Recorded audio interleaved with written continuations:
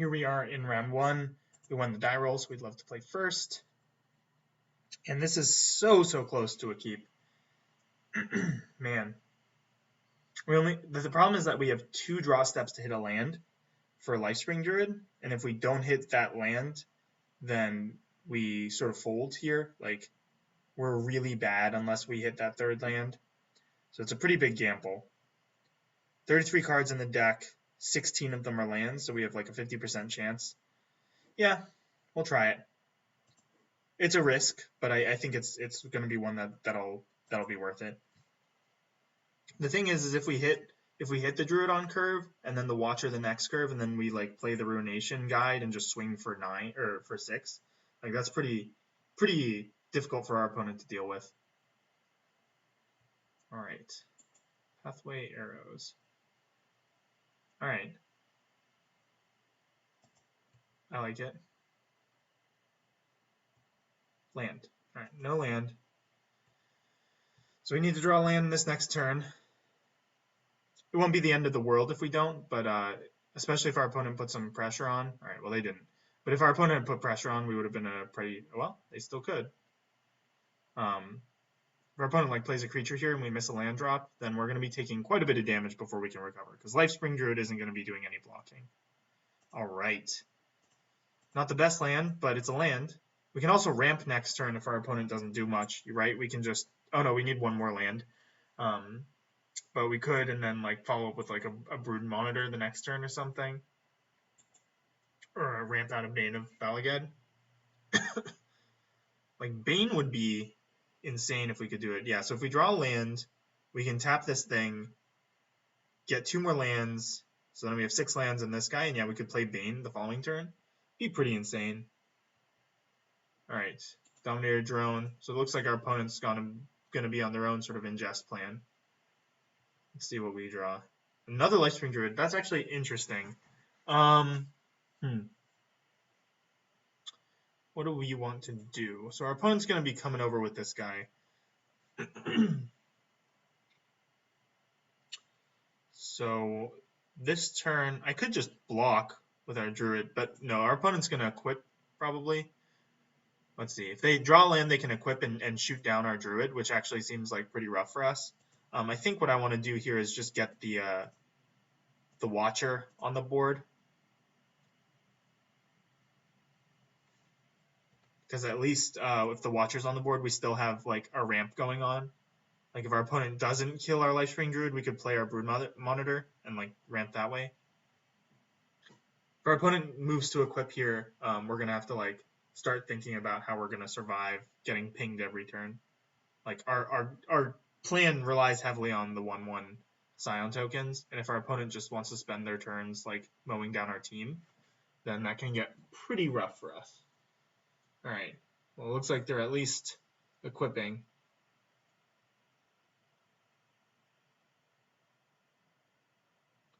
Yeah, so they're going to start taking out our our ramp here. But if this is what they're doing with their turns at least, then hopefully we can pull ahead in mana. We just need to draw some lands. All right, well, Blister Pod, not a very good draw for us. I think I'm going to go ahead and run out a second Lifespring Druid. It's true our opponent could like, keep tapping down to kill, our stuff, but we're going to be applying pressure in the meantime. And like if we draw an island ever, then we can play the Ruination Guide and really start punishing our opponent if they decide to, spend their turn doing this. All right, that's a good sign. Mortuary Mire with no targets is a good sign. So unless they drew well, I guess no, okay. They could have a 2-drop and then ping down one of our guys. But I think we're actually okay with that. We get to put more pressure on. At worst, we get to run out the Blister Pod. All right. All right, so they're going to take probably the Brood Monitor, I guess. Maybe the Ruination Guide is what they want to take here.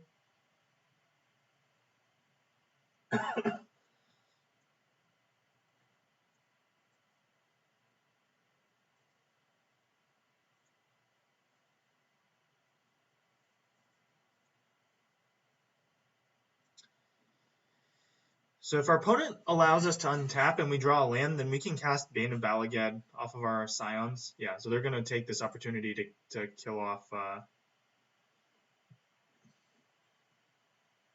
I'm so confused. All right, our opponent misclicked there, I think, pretty clearly.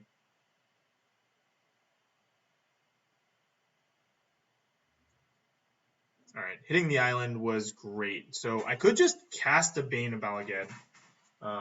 That would be pretty good for us, right? 1, 2, 3, 4, 5, 6, 7. Yeah, I'm going to go ahead and do that. Keep back my Druid here.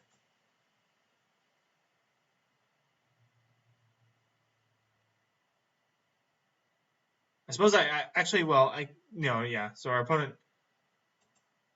exiled the Ruination Guide. Otherwise, that would have been the play. Yeah, let's go ahead and, well, so I could just ramp and draw, or put 2 lands into play. And then at least that way I have 6 lands in play and have like a more consistent way of dumping my hand. Yeah, I actually kind of like that. Like, playing the Bane is really good if my opponent doesn't have any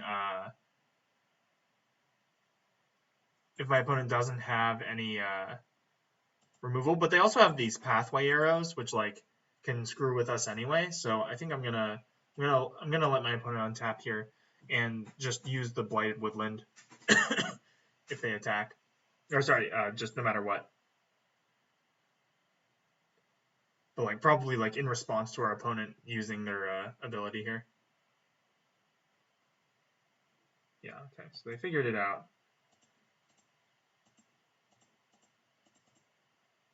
All right. So we want a forest and probably just a second plains, maybe? No, we don't have any double white, I think. Yeah, let's just get 2 forests. All right, and I expect our opponent to have some follow-up play here. They haven't really been doing much other than abusing these pathway arrows. All right, well, doing nothing is also acceptable. So we can just hit our opponent for 3 and slam the Brood Monitor. That seems good. Like, our opponent is making the mistake of using this on their turn instead of on our turn. Actually, you know what? I'm gonna swing for 3 and cast the Bane this turn. So our opponent just hasn't been doing too much. And maybe they just don't have, like, powerful cards. I mean, it could be that they just have a bunch of removal, in which case it's better to play the Monitor. Yeah. Let's just play the Monitor. We're not under any pressure at this point, and so, like, I feel okay, you know, taking it a little slow. Especially because our opponent's at 11, and we just have tons of power on the board right now, and we can just go around our opponent.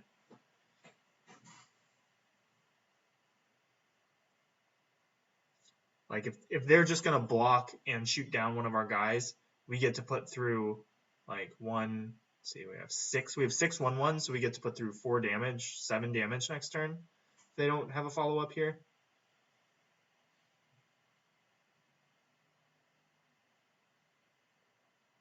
Seems fine to me. Ooh, hello. Yeah, so what do I want to do here? I think I just want to serve with everything, and then follow that up with a 3-mana Skyrider Elf and a Benthic Infiltrator. Seems okay. Yeah, let's go ahead and get nasty here. Interesting, like, our opponent could have tapped the Brood Monitor, you know, if they wanted to. But I guess they'd rather just kill a Scion or something. Kill 2 of our Scions. That is very interesting. I accept this. We get to shoot down one of our Scions, and we've got counter magic up. I'm just gonna play the Infiltrator here. All right, resolved. play this guy for x equals 1. All right. Let's see what you got. We've got 4 unblockable power this turn, and unless they have a sweeper, yeah, seemed pretty good for us. Okay. So we didn't see much at all from our opponent. It kind of looked like they were flooding out a little bit. They seem to be pretty decent against our colorless cards with that, with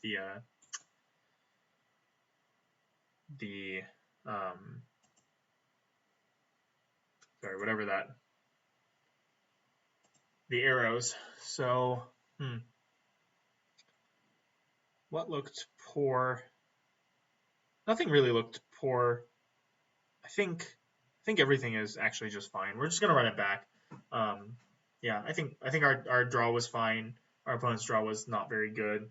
So we'll see what they've got this time. I didn't see anything that I really needed to decide in there. All right, this hand looks great. Definitely gonna keep this. We got a Lumbering Falls on 1, and then we can curve a Lifespring Druid into another Lifespring Druid or a Smite the Monstrous or something. All right, looks like our opponent's ingest plan is gonna work for a little while at least. Got our falls in. Falls cost 4 to activate, right? Yeah. All right. Opponent went deep on the drones. All right, and they got the arrows too. Actually, this could be pretty tough for us. This start could be pretty difficult for us. They're gonna start exiling our cards, and then if their processors get up and running, then may have some trouble here. What'd they get? No, they hit our processor. All right. So I could just play the Skyrider Elf here. I think that's actually kind of worth it. Just because we know our mana is going to be tied up for the next few turns, and at least the 2/2 holds back our opponent's 1/1s. And our opponent is playing these 1/1 ingest guys, so I'm assuming that their deck can really take advantage of the processors.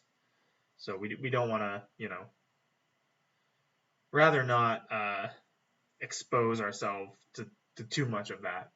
I mean, they could just mill us, with two ingest guys sort of beating down on us for the whole game.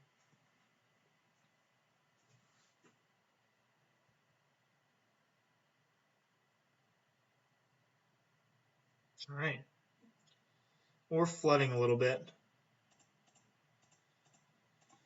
but that's okay. We've got a lot of good draws, expensive cards. I'm gonna keep the elf back for now until we hit some of those more expensive cards. Our opponent could equip and swing, and then I could block and they'd kill it with the arrows. Ooh, Mindbreaker. Okay. Yep. So they're going to have us discard. We're just going to discard an island, obviously. Since our hand is pretty garbage. Don't mind doing that. Of course, the Mindbreaker gets around Smite the Monstrous, and we don't have another way of dealing with it right now. All right, so I can play the Eyeless Watcher, which seems pretty weak to the Pathway Arrows. Or I could count on activating Lumbering Falls and trading it for the Mindbreaker. That also seems like kind of suspect. I think I'm just going to play the Watcher out. And if my opponent wants to spend their mana shooting down our 1/1s, then I'm going to accept that. I also think I'm going to attack with the elf. Because if I get to trade, these guys for things that aren't cards, then I'm pretty happy with that. And I'll take 3 from this guy. This guy doesn't really concern me at the moment. I'm more worried about what our opponent's follow-up plays are going to be, because we have big, scary creatures in the deck, and we have Smite the Monstrous for their first big threat. But if they start pulling out threat after threat, then we'll be in trouble. We also have good lands to draw at this point in the game. Both of our colorless lands are good draws at this point in the game. Keep your drone. All right, pretty good. Opponent's going to get to hold back our Scions, but this means that they're not equipping, so that's also fine for us. Probably taking 3 this turn off of the Mindraker.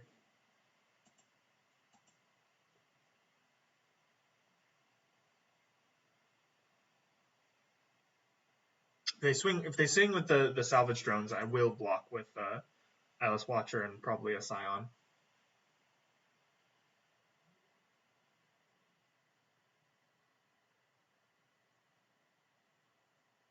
I feel like these like anti-Eldrazi things should not be allowed to be equipped on Eldrazi. It sort of seems, you know, counter to what should be going on. All right, yeah, let's do it. I will 2 for 2/3 you. Seems fine.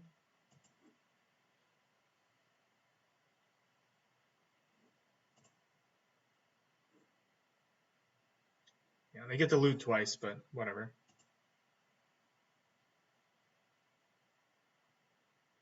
I guess like this, yeah, I mean, like, it's not card advantage, so I still feel fine about that exchange. All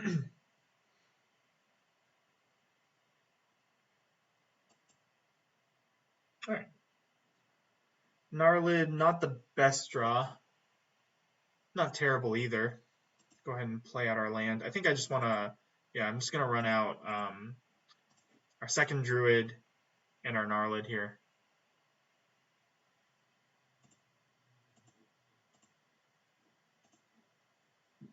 At least the Gnarlid, you know, allows me to like trade up against this thing. I am gonna keep beating down with our power in the air though. Like we're gonna lose this race, but I think like our cards are strong enough. And like at some point, as soon as we like have nothing, you know, if we draw a land next turn, say we have nothing to do, we can hold up Smite and then activate Lumbering Falls to trade off with the Mindraker, and like that's fine.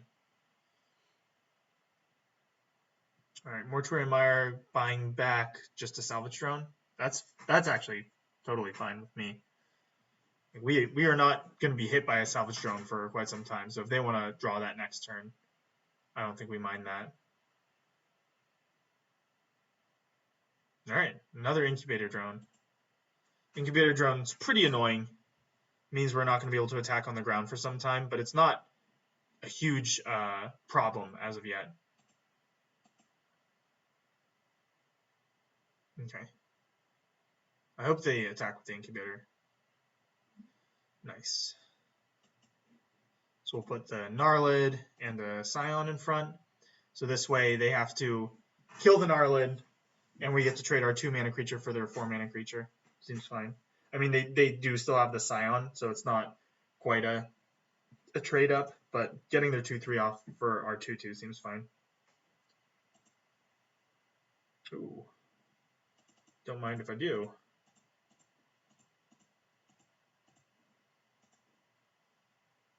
Joink. Now, this will heavily incentivize our opponent to equip the arrows and start trying to get us that way. So let's say they equip onto a Scion token and yeah, shoot this down on our turn, and then they can attack with. So that yeah, okay. So if they decide to do that, they don't have enough mana to tap it on our turn, so they're gonna have to wait on that. So we're gonna have this back to block, so it's safe for us to get in with the flyer. And we know what their draw is next turn anyway. They're just gonna draw another salvage drone. So not super concerned about that. They have one unknown card in hand. I suspect it's a spell because they played the Mortuary Mire when it was. Oh no, never mind. It was a land.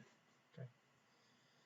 But yeah, so the point is that if they decide to get greedy and pathway arrows down our guy to keep it from blocking, and you know they get in some damage here, we then get to swing back and they have to start exiling permanents, and we have chump blockers, so it's not a big deal for us. Royal Spout. Royal Spout, you say? Seems fine. Okay, if we do this now, we don't have any cards in exile. Don't want them to replay this. I could just do it on the Scion that's equipped. They're still going to tap down our guy. Nah, I think I'd rather just do it on the Mindraker. Slows our opponent down a little bit. And yeah, helps us push through some damage here. So we'll tap for blue, white.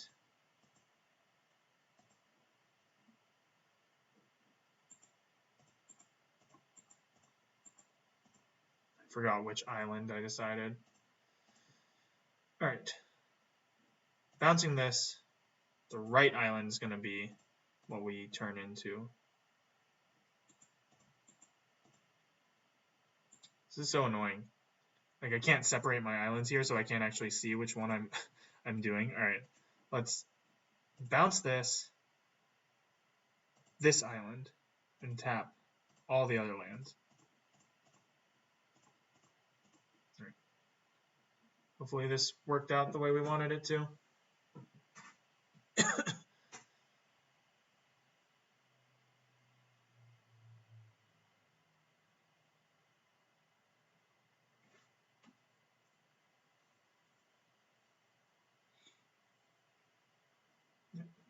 Okay, they're gonna tap our guy.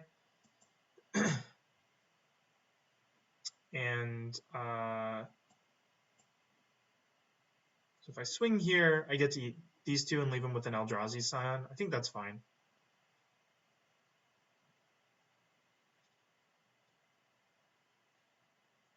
So our opponent has to decide whether they want to let us attack with the Bane, which they're never going to do, or with this island. And if they want to throw everything in front of the island, I think that's fine. Otherwise, they're going to go down to 8, and we're way ahead in this race. Yeah, they're just going to chump block. That's even better for us. Well, I hope. Yeah, they decided not to draw and discard, I think. It would make very little sense for them to draw and discard the card that they know they're going to draw. So they're going to play a 4-mana 3/3, it looks like. Yeah.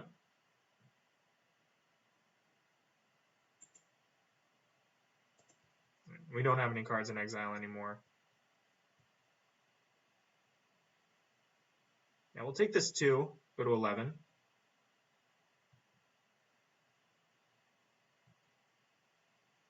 Eyeless Watcher is interesting. I think what I want to do here is just activate my Lumbering Falls. And so they're going to tap down this. We can swing with 6 power here. What does that open us up to? We're at 11, so it doesn't open us up to month. Yeah, I think I just want to activate Lumbering Falls here and move to combat.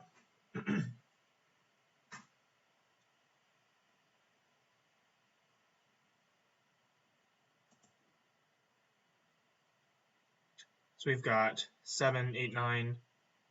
Yeah. Tap our guy. If we swing with everything, they put this here and we just push through. Yeah, it doesn't actually get us any more damage, I think. I mean, they're going to chump the 4/4 with the Scion. And then they could trade here, but yeah, we'll just attack here. So I expect a chump on the island, and then them taking either 2 or 5. All right, 5 is fine. Like we don't mind chump blocking on our side of the field either. Like these Scions are not doing a whole ton for us, and we can just rebuild with our Eyeless Watcher. We also have our opponent on like a 4-turn clock in the air anyway. If they're just drawing lands here, it seems good for us. All right. So our opponent conceded. They didn't think that they had what they needed to win this. So I'll see you guys in round 2.